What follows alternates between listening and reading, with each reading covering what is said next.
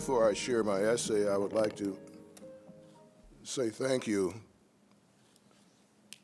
to the previous speakers. You touched me deeply. That's why I'm glad I stayed in Oklahoma. I believe that making friends with people who come from races different than my own can be accomplished through civil conversations, but I did not always believe that. I was born in a black neighborhood in Hurtsboro, Alabama, and I grew up in a black neighborhood in East Chicago, Indiana. I attended racially desegregated public elementary and secondary schools, but I never had a white friend. I never had a white friend. Truth be told, I did not like my white classmates. On several occasions, it's hard to believe that that was me.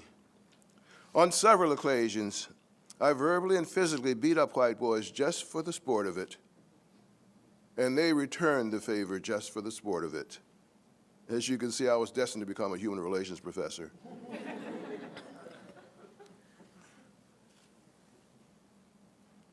College, however, was a whole new race relations experience for me. My first roommate was a black African from Kenya. At the end of the first quarter, he dropped out of school. My next roommate was a white guy named George from Dearborn, Michigan. He didn't like black people. The Lord works in mysterious ways. Papa, my mother's father, would always tell me whenever I had to deal with disquieting situations. Whether or not the Lord was responsible for my housing situation was debatable, I thought.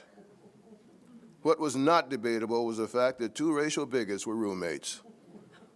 Damned if I'm going to stay in this room with you, I shouted at George angrily.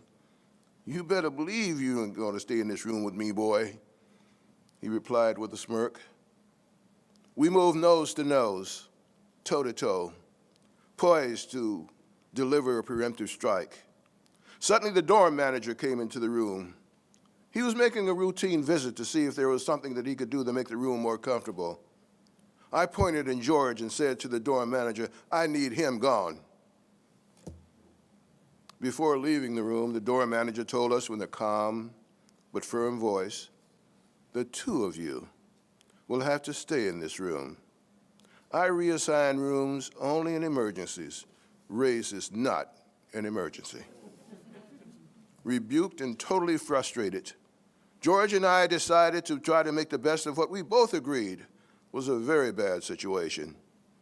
Let's try to get along until one of us can move to another room, he suggested. I quickly agreed. The better, the sooner, I said sarcastically. During the next 2 weeks, something marvelously unexpected happened. We were civil to each other. Our conversations changed from being casual, polite small talk to being racially focused, intense, personal, and intellectually and emotionally draining. We talked about race in general and each other in particular. Gradually, our unfounded fears and hatred of each other gave way to understanding and acceptance. We got to know each other as human beings, not as stereotypes and caricatures, but as individuals whose lives were in many ways mirror images. We learned to see each other as possible allies and not forever enemies. We learned to listen to what each other was saying and not to hear each other's words as mere background noise. We tore down the social and emotional barriers that separated us, conversation by conversation by conversation. We tore away indifference, condescensions, and racist beliefs. Thus, George and I came to our senses in a very small college dormitory. And we became friends. No, we became more than friends. We became brothers. We were brothers who were tightly bound together in our hearts and minds. Two amigos, black and white, in good times and bad. We explained us to other people. I'm an only child, but after I met George, I acquired hundreds of non-black brothers and sisters too. We are our own kind, so to speak, trying to live together with dignity, respect, and harmony. You know, Papa was right. the Lord does work in mysterious ways.